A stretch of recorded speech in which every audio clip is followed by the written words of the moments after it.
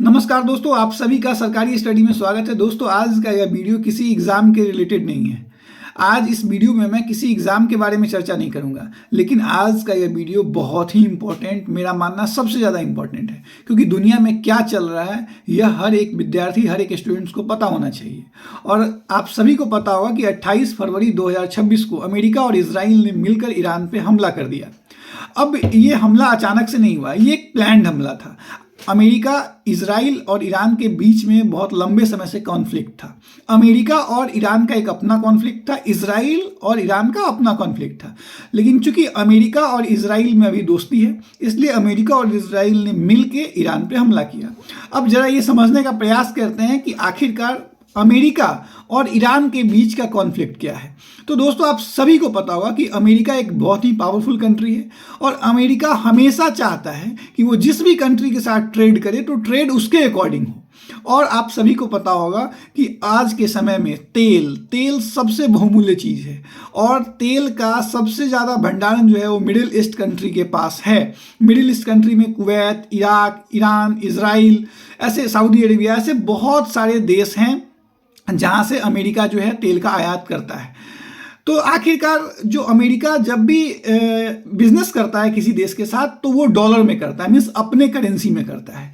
इससे क्या होता है, डॉलर मजबूत होता है और अमेरिका अपने टर्म्स और कंडीशन पे करता है। और जो भी मिडिल ईस्ट कंट्री अमेरिका के टर्म्स और कंडीशन पे एग्री करते हैं तो उसको अमेरिका फेवर करता है। जैसे एग्जाम्पल के तौर पर इजराइल, जो भी आप फ्रेंडशिप देख रहे हैं वो बस इसीलिए है कि इजराइल अमेरिका के अकॉर्डिंग जो है ट्रेड कर रहा है और उससे अमेरिकी डॉलर को फ़ायदा हो रहा है, अमेरिका को फ़ायदा हो रहा है। तो अमेरिका जो है उसके एवज में इजराइल का मदद करता है, कई बार आर्थिक रूप से, कई बार टेक्नोलॉजी के मामले में। लेकिन अब यहीं पे आइए ईरान पे आते हैं हम लोग। तो ईरान के जो सुप्रीम लीडर जो थे खामेनेई, तो वो कहीं ना कहीं अमेरिका के इस पॉलिसी को नहीं अपनाना चाहते थे। मीन्स वो अमेरिकी डॉलर में ट्रेड करने के पक्षधर में नहीं थे, वो अपने करेंसी में ट्रेड करना चाहते थे, वो अपने टर्म्स और कंडीशन पे ट्रेड करना चाहते थे। और अमेरिका को यह बात कभी भी मीन्स सही नहीं लगा, क्योंकि अमेरिका का सिंपल सा पॉलिसी है कि मैं तुम्हें पैसा दूंगा, मैं तुम्हें टेक्नोलॉजी भी दूंगा, लेकिन जैसे मैं चाहूँगा वैसे तुम ट्रेड करो और किसी भी सूरत में हमारे करेंसी का जो मार्केट में वैल्यू है वो कम नहीं होना चाहिए। लेकिन ईरान के सुप्रीम लीडर के डिसीजन के कारण अमेरिका के करेंसी पे इफेक्ट आ रहा था और कहीं ना कहीं अमेरिका को सबसे ज़्यादा जो है खराब यही बात लगी। तो अमेरिका चाह रहा था कि जो अभी लीडर हैं खामेनेई, उनको हटा दिया जाए ईरान से, क्योंकि अमेरिका ऐसा पहले भी कर चुका है। आप लोगों को पता होगा इराक का मामला, इराक में किस प्रकार से अमेरिका ने सद्दाम हुसैन को सत्ता पर से हटाया और फांसी पे चढ़ा दिया। आपको अभी वेनेजुएला का मामला पता होगा कि किस प्रकार से वहाँ के प्रेसिडेंट को अमेरिका किडनैप करता है और अमेरिका के जेल में जाके रख देता है। तो अमेरिका का पॉलिसी बहुत क्लियर है। तो इसी पॉलिसी के तहत वो चाह रहा था कि खामेनेई को भी वहाँ से ईरान के सत्ता से हटा दिया जाए, अपने मन का मीन्स उनके अकॉर्डिंग चलने वाला कठपुतली जो हो उसको उस ईरान के सत्ता पे बैठाया जाए। और इसके लिए हमेशा से अमेरिका एक बहुत शानदार पॉलिसी को अपनाता है और वो पॉलिसी है कि इंटरनल वार छेड़ दो। मीन्स कहने का अर्थ, जो लीडर है जिस भी कंट्री का, उसके अगेंस्ट वहीं के लोगों को खड़ा कर दिया जाए। और कहीं ना कहीं अमेरिका इसमें सफल भी हुआ। और अभी ईरान में आप सभी को पता होगा कि खामेनेई के खिलाफ जो है वो जनता सड़क पे थी, मीन्स जेनजी जो जनरली हैं वो सड़क पे थे। लेकिन आखिरकार जब अमेरिका सक्सेसफुली इस चीज़ को मीन्स खामेनेई के खिलाफ लोगों को भड़का चुका था, तो फिर वार की जरूरत क्यों पड़ी। तो एक दूसरा भी रीजन है और ये बड़ा इंपॉर्टेंट रीजन है कि आप सभी को पता होगा कि अमेरिका बिल्कुल भी नहीं चाहता है कि अब कोई नया देश जो है परमाणु परीक्षण करे, क्योंकि कहीं ना कहीं अमेरिका को लगता है कि अगर जिस देश के पास न्यूक्लियर पावर हो जाएगा, मीन्स न्यूक्लियर वेपन हो जाएगा, वो देश फिर किसी का नहीं सुनेगा। एग्जाम्पल है नॉर्थ कोरिया। नॉर्थ कोरिया बहुत छोटा देश है, लेकिन चूंकि उसके पास परमाणु बम है तो वो किसी से डरता नहीं है और उसे कोई गम नहीं है। वो हमेशा बोलता है कि अगर हम पे हमला हुआ तो मैं किसी से पूछे बिना, किसी की परवाह किए बिना परमाणु बम चला दूंगा। तो अब अमेरिका को इस बात का भी डर था कि अगर ईरान परमाणु बम बना लेता है तो फिर ईरान अमेरिका का कहना कभी नहीं मानेगा। और ईरान की नज़दीकी कहीं ना कहीं रसिया और चाइना के साथ बढ़ते जा रही थी। ईरान कहीं ना कहीं ट्रेड भी अब रसिया और चाइना के साथ ज़्यादा करने लगा था। तो खामेनेई का जो कहीं ना कहीं लगाव था वो चाइना और रसिया से ज़्यादा था, जो अमेरिका को कहीं से भी सही नहीं लग रहा था। तो फिर अब क्या हुआ, एक तरफ तो ट्रेड का मामला था, दूसरा तरफ ये परमाणु परीक्षण कि अमेरिका इस बात को हाईलाइट करना स्टार्ट किया कि जो ईरान परमाणु परीक्षण कर रहा है उससे देश पूरी दुनिया को जो है खतरा है। और ये अमेरिका का पॉलिसी रहा है। जब भारत ने भी किया था तो अमेरिका ने भारत का विरोध किया था, हालांकि उस वक्त भारत ने कैसे कैसे करके फाइनली कर लिया और आज हम लोग के पास भी न्यूक्लियर वेपन है। तो अमेरिका कहीं ना कहीं अमेरिका को लगने लगा कि भाई अगर ईरान ये परमाणु बम बना लेता है तो ये अमेरिका के लिए सही संकेत नहीं है। और साथ में दूसरा कंट्री इजराइल जो है, इसका कॉन्फ्लिक्ट अब जरा हम समझते हैं कि आखिर इजराइल और ईरान का क्या कॉन्फ्लिक्ट था। तो इजराइल और ईरान एक नेबरिंग कंट्री है, पड़ोसी देश हैं। तो यहाँ पे वैचारिक मतभेद था, शिया और सुन्नी की लड़ाई। जो ईरान है वहाँ शिया समुदाय के लोग ज़्यादा हैं और इराक में जो है सुन्नी समुदाय के लोग ज़्यादा, मीन्स जो मुस्लिम फॉलोअर होते हैं उनमें शिया और सुन्नी होता है। तो इस पार्ट में डिवाइड है। तो कहीं ना कहीं इराक और इजराइल में जो है इसी बात का मतभेद था, वैचारिक मतभेद बोलिए। और कहीं भी इजराइल, चूंकि अमेरिका से उसकी दोस्ती थी, तो इजराइल ये नहीं चाहता था कि ईरान की नज़दीकी जो है वो चाइना और रसिया इन सब से ज़्यादा बढ़े। वो चाहता था कि ईरान भी वही करे जो अमेरिका चाहता है, अमेरिका के अकॉर्डिंग।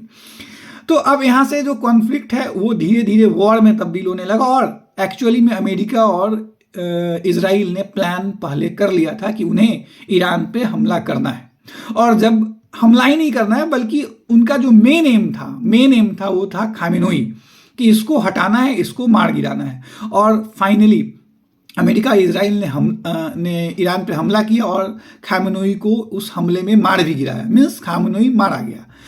अब भाई खामेनेई के मरने के बाद एक नेशनलिटी, एक राष्ट्रीयता जो होती है वो शायद ईरान के लोगों में जागरूक हो गई और ईरान के लोग इकट्ठा होने लगे। और ये चीज़ अमेरिका ने नहीं सोचा था। और आपको मैं बता दूं कि ईरान में एक होता है ईरानी रिवॉल्यूंटरी गार्ड, IRC करके है। ये जो सुप्रीम ऑफ ईरान होते हैं उसी के बातों को सुनते हैं, मीन्स खामेनेई की एकदम कट्टर सपोर्टर है IRC। अब IRC ने जब खामेनेई की डेथ हो गई तो उसके बाद IRC ने बिल्कुल बदला लेना उचित समझा। और आज का स्थिति ये बन गया है कि लगातार अब ईरान के तरफ से भी जवाबी हमला हो रहा है। और ये हमला केवल इजराइल पे नहीं हो रहा है बल्कि उन तमाम गल्फ कंट्री पे हो रहा है जहाँ पे अमेरिका का मिलिट्री बेस पॉइंट था।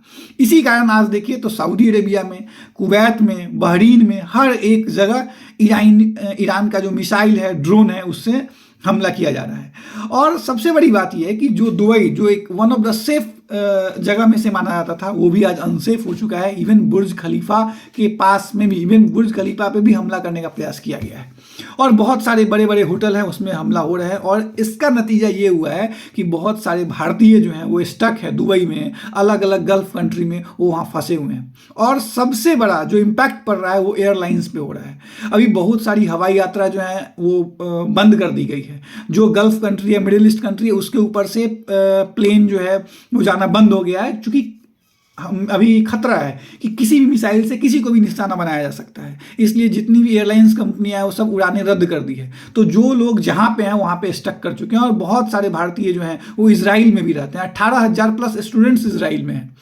तो उन सब पे इम्पैक्ट पड़ चुका है। लेकिन सबसे बड़ा अगर ये युद्ध थोड़ा और लंबा खींचा, और जैसा सुनने में आ रहा है कि जो इराक जो है वो एक मीन्स स्ट्रेट ऑफ हॉर्मोज है, उसको बंद करने का ऐलान कर रहा है। और अगर स्ट्रेट ऑफ हॉर्मोज बंद हो गया तो बहुत बड़ा इम्पैक्ट भारतीय अर्थव्यवस्था पे पड़ेगा। और अचानक से ऑयल मीन्स तेल का जो दाम है वो अचानक से बहुत ज़्यादा बढ़ जाएगा। क्यों?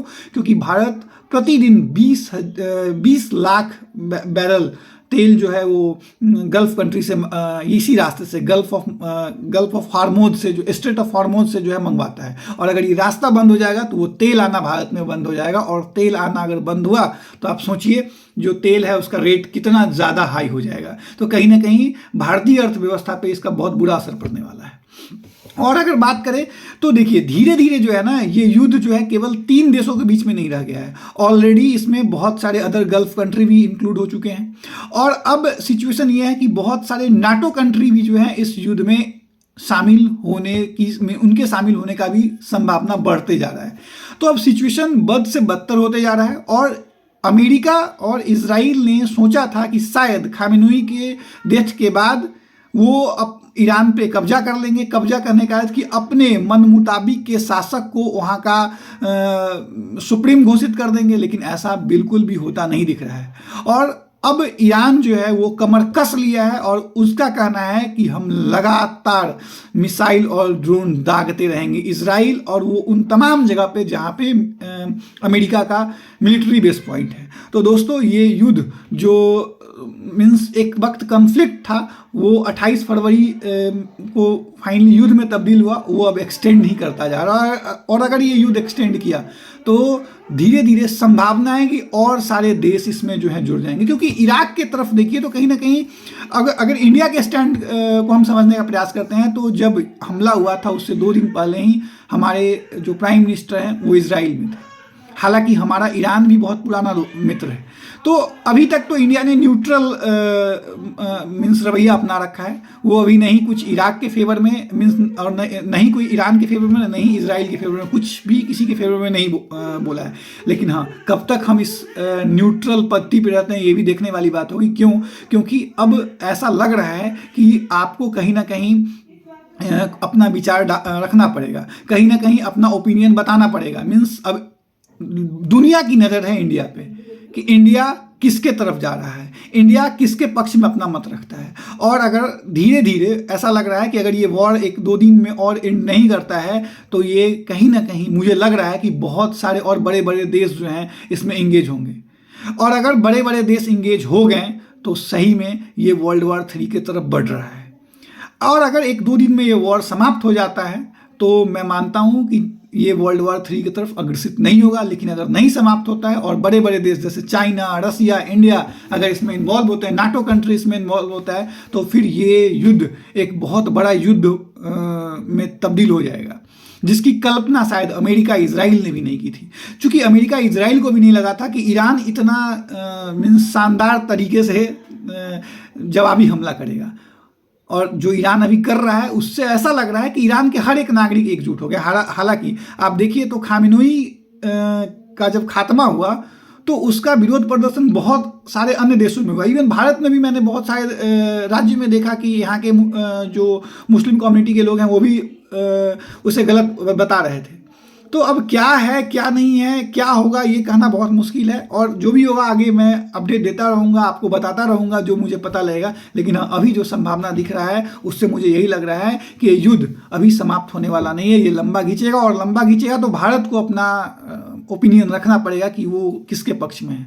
और अगर न्यूट्रल गेम खेलना है तो भी बहुत क्लियरली खेलना पड़ेगा इंडिया को, क्योंकि कहीं ना कहीं पूरी दुनिया ये देखना चाहती है कि इंडिया इजराइल का साथ देता है, मीन्स इजराइल अमेरिका का साथ देता है या ईरान की तरफ रहता है। तो आई थिंक उम्मीद करता हूँ कि आप लोगों को ये वीडियो जो है पसंद आया हो, समझ में आया हो। और अगर पसंद आया हो और समझ में आया हो तो इस चैनल सरकारी स्टडी को जरूर सब्सक्राइब करना। और thank you for watching this video.